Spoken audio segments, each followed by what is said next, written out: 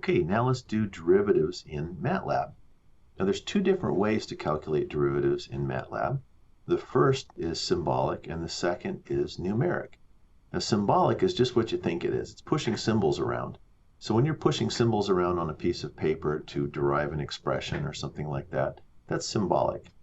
Numeric is again just what you think it is. You're pushing numbers around and calculating numerical values. MATLAB can do both. There's a very powerful symbolic processor in MATLAB called MuPad that handles the symbolic work. The one thing about MATLAB to remember is that symbolic calculations and numeric calculations tend to be separate. You can go from one to another inside an M file, but you got to know what you're doing, and there are many ways to mess it up. I usually encourage people to keep numeric and symbolic calculations separate. Well, think about it. When you're doing symbolic calculations, usually what you're trying to do is develop some sort of expression that you can use later. Well, it's not that hard to go through the symbolic derivation, and then when you get to the end and you have the result you want, simply copy that off the screen. Just highlight and copy it as text, and then paste that into an M file or someplace where you're doing numeric calculations. It's usually only that end result you need anyway. And so that's a nice clean way to keep those separate. So let's start with symbolic calculations. Now unless you tell it otherwise, MATLAB just assumes that any variable that pops up is numeric. So it's important you have to tell it when you want to define variables as symbolic. And the command is syms for sims. Oops, there we go. syms, and I'm going to define x and y as symbolic variables.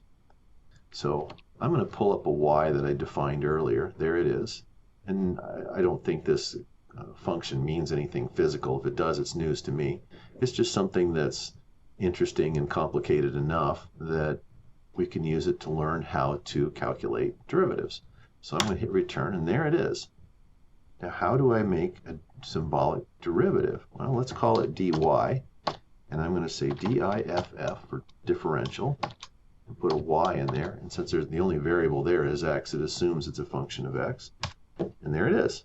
That's it. That's all there is to it.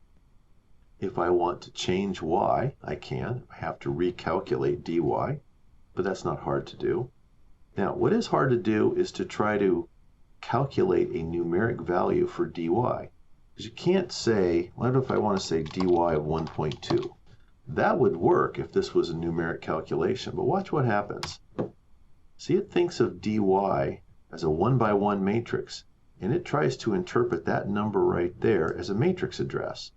Well, matrix addresses have to be integers, and so it's complaining that that's not an integer.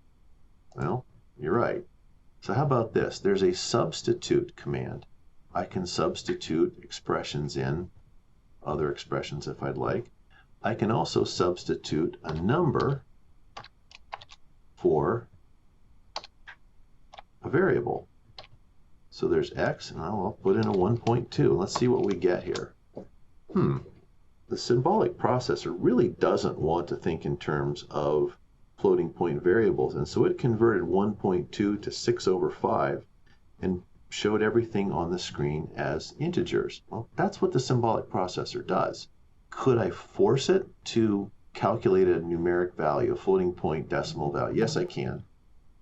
What I can do here is there's a command called eval, and that says give me a floating point number, and there it is. So I can force it, but it doesn't really want to.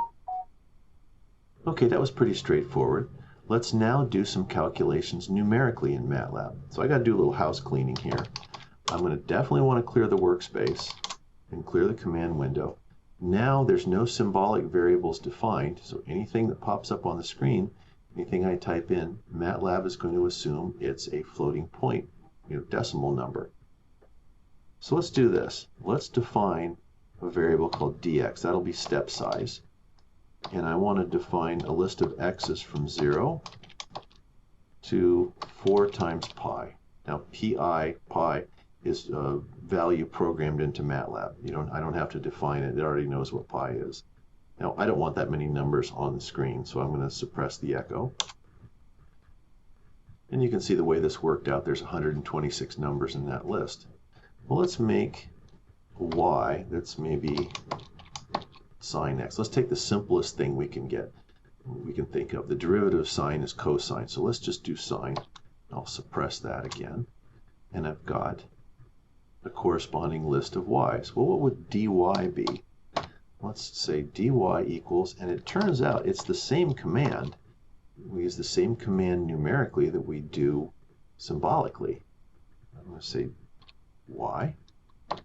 Now, what this is going to do is it's going to go through my vector in twos. The first value of dy is going to be y2 minus y1.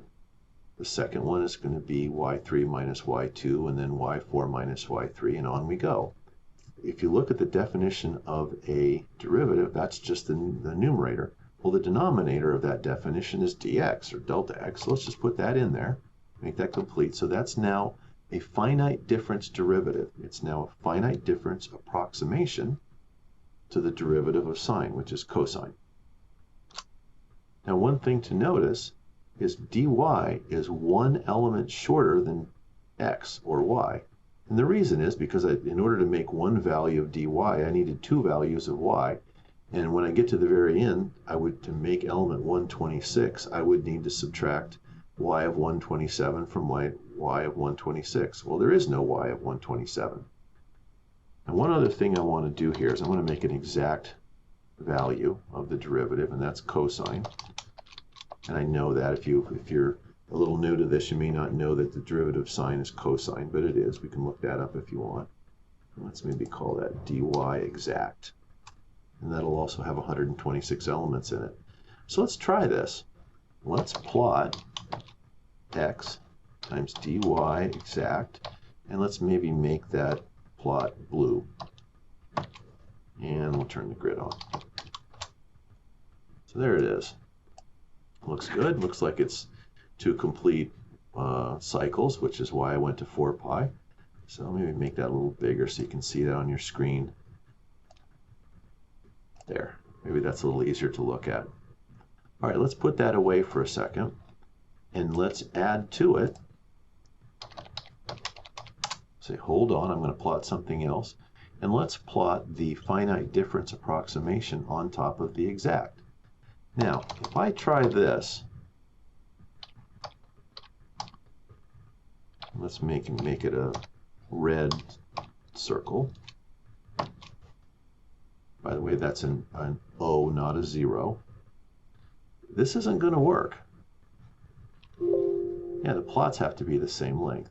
Well, x has a length of 126, but dy only has a length of 125. So let's try this again. Now, I could do this if I wanted to. I could hardwire that number in, and that will work. Yeah, that's not very general. It means if I change the length of x, refining the calculation somehow, I now got to go back and fix that. A cleaner way to do this is this. End is just the index of the last element in a vector. So end, in this case, is 126, and I know I want all of them except the last one, so n minus 1. That works no matter how long the vector is. So let's add that, and son of gun, look at that. There's my derivatives. Well, it's there. It looks close. Let's zoom in here a little bit. Look at that. I'm missing. They're not quite right. Well, what happened? Well, this is the difference between an exact derivative and a finite difference derivative. If delta x is 0.1, that's approximately a derivative, but there's an error in there because it's, the points just aren't close enough together. And every time you try to turn a corner quickly, that error grows. That's just another reason why I went to 4 pi. Now, because I'm changing directions down, then up, it tends to work itself out. But you can see that when you zoom in, this just isn't right. It's close, but it's not that close. Well, how do you fix that? Well, the way you fix everything else in the numerical world, you make the points closer together.